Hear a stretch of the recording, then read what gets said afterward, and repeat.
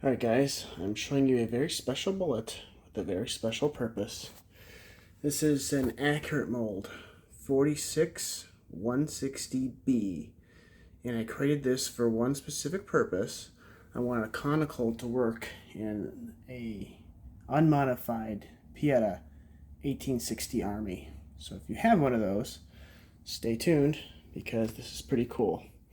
So what I designed was a bullet with a top driving band, and the lower bands are lead tumble grooves.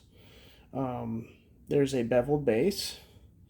The top of the bullet resembles a round ball. So the rammer in the Pietta 1860 is made for balls, not for conicals.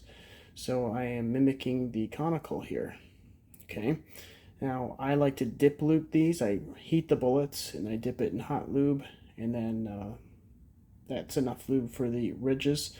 But there's a lot of different ways you can lube these things up. If you want to put them in the lié locks or whatever you desire, it's pretty simple. The weight, I wanted to keep it close to a ball. So this is a 457 ball.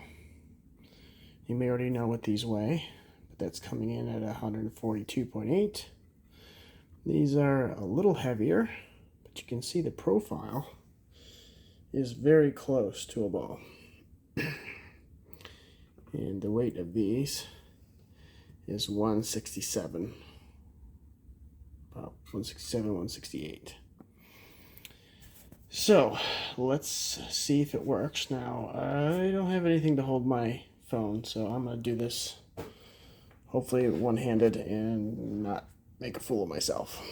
But if you look at the revolver, you can see usually we hit the frame here, and if you look just sideways, let me see, get the white background there, you can see there's a little room for something. Now, I've tried the Lee bullet, the 220R, and that will not fit in this revolver, but these do.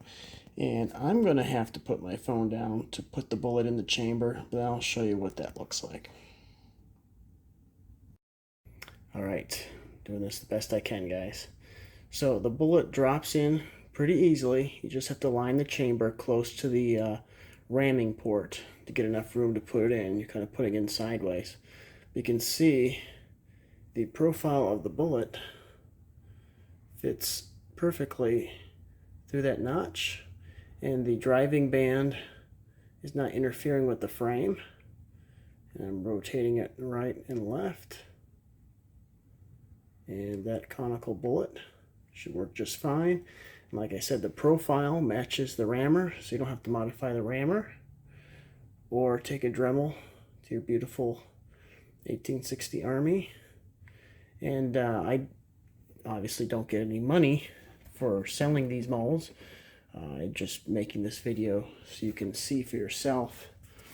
If you want to order, just go on Accurate's website, go in the 46 caliber, look for the 160B, and you'll see my design, and you can order one up and shoot some conicals. Now, last thing I'll leave you with is why.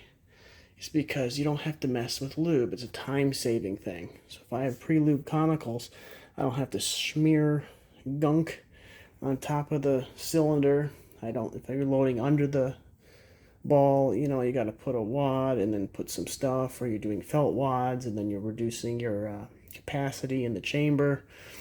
So this doesn't require wads, doesn't require additional lube. It's already pre-lubed. So you just put the powder in, which I have in pre-measured vials, as you've seen in my other videos. Then I put the bullet, ram it, and then use a Swedish capper. And I can get this thing reloaded probably under a minute, all 6 chambers, doing it this method.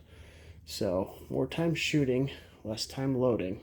Pre-lubed conicals are the way to go, and there's lots to choose from, but this is the only one that I know of that fits in an unmodified Pietta 1860 Army.